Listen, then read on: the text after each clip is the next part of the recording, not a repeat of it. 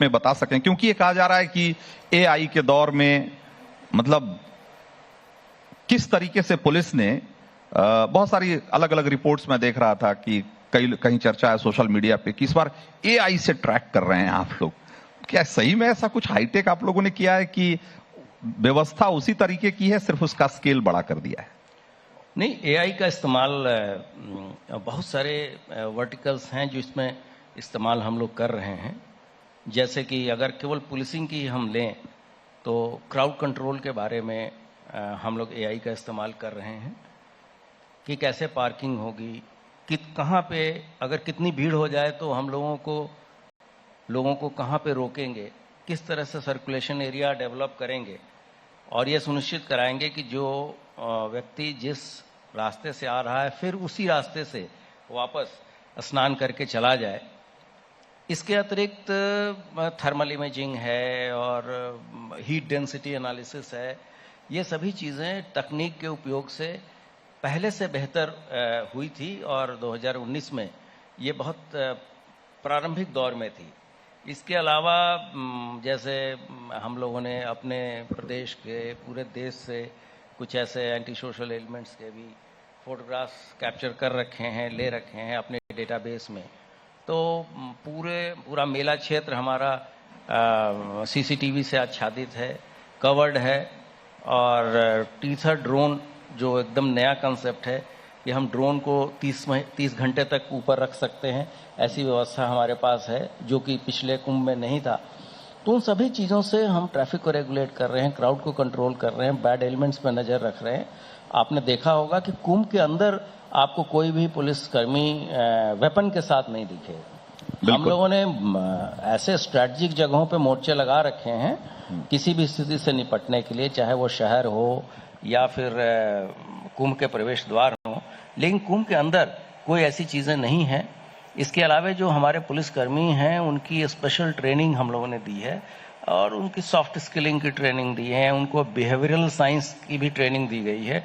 जो इंडिया में best behavioural scientist हैं या उस संबंध में एक्सपर्ट्स हैं, उनको बुला के पिछले 6-8 महीने से लगातार ट्रेनिंग दी जा रही है। और सिक्योरिटी के जो नए आयाम हैं, कहाँ से दिक्कतें हो सकती हैं, उन सभी चीज़ों के बारे में हमने हमारी जो वहाँ प्रेजेंस है वो इतनी अधिक है कि बहुत सारे राज्यों की इतनी स्ट्रेंथ भी नहीं है। बिल्कुल।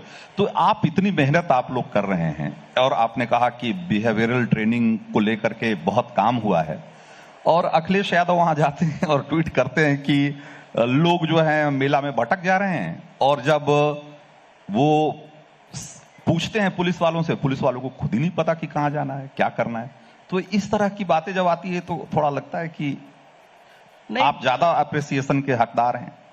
नहीं, ऐसी कोई बात नहीं है। वो बहुत सारी राजनीतिक चीज़ें हैं, उस पर मैं जवाब नहीं दूंगा, लेकिन हम लोग के पास ऐसे हजारों ट्वीट्स हैं जिसमें लोगों ने पुलिस के प्रयासों को सराहा है। आप देखें कि हमारे 2 मुख्य स्नान हो गए और अभी तक कोई भी जैसे खोया पाया लोग, बहुत सारे लोग गुम हो जाते हैं इतनी बड़ी व्यवस्था में। तो अभी तक जितने भी व्यक्ति खोए थे हमने सबको ढूंढ के उनके परिवारजनों को दिया है।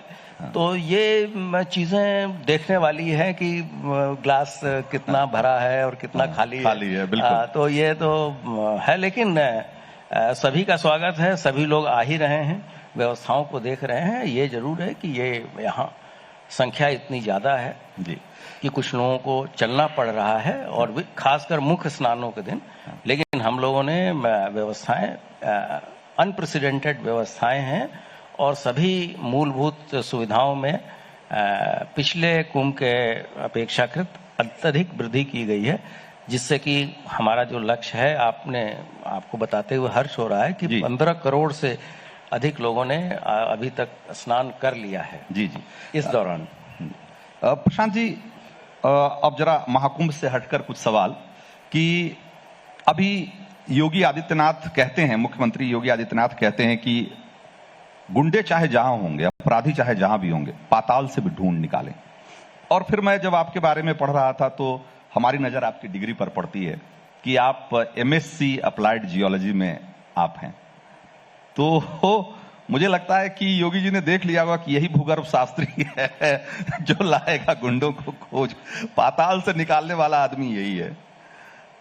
ये एक संयोग हो सकता है लेकिन मैं बताना चाहूंगा कि अपराध के प्रति जीरो टॉलरेंस की नीति को अपनाना और उसको जमीन पे उतारना ये कोई सामान्य बात नहीं है। और इसके लिए जो भी व्यक्ति जैसे माननीय मुख्यमंत्री हैं उनके लिए भी ये बहुत कड़ा डिसीजन है और उसको इम्प्लीमेंट करना, उतनी स्वतंत्रता देना, वैसी टीम बनाना, योग्यता के आधार पे अधिकारियों की पोस्टिंग करना, 2 लाख 2.5 लाख लोगों की नियुक्तियां मेरिट बेस्ड तरीके से किया जाना जी, तो बहुत सारी ऐसी चीजें हैं। इंफ्रास्ट्रक्चर में अभूतपूर्व बढ़ावा करना, मोरल बूस्टिंग के लिए जवानों से लगातार इंटरेक्ट करना, तो एक टीम जब बनती है तो एक लेवल के बाद से रिजल्ट्स काफी पॉजिटिव आने लगते हैं किसी भी व्यवस्था में। जी, लेकिन आप पॉजिटिव रिजल्ट की बात करते हैं और इस सूबे के जो विपक्ष है उसको लगता है कि ये जो पुलिस फोर्स है वो ठोको फोर्स है। वो कहते हैं कि भाई ये ठाकुर फोर्स है। वो कहते हैं कि ये जाति और धर्म देख के लोगों का एनकाउंटर करती है। इस तरह के आरोप लगते हैं, तो इसका क्या जवाब है? नहीं, इसके बारे में अनेकों बार कहा जा चुका है कि ये सब आरोप अनर्गल है। ऐसी चीजें, ऐसी व्यवस्थाएं, ऐसे संस्थान, ऐसे माननीय न्यायालय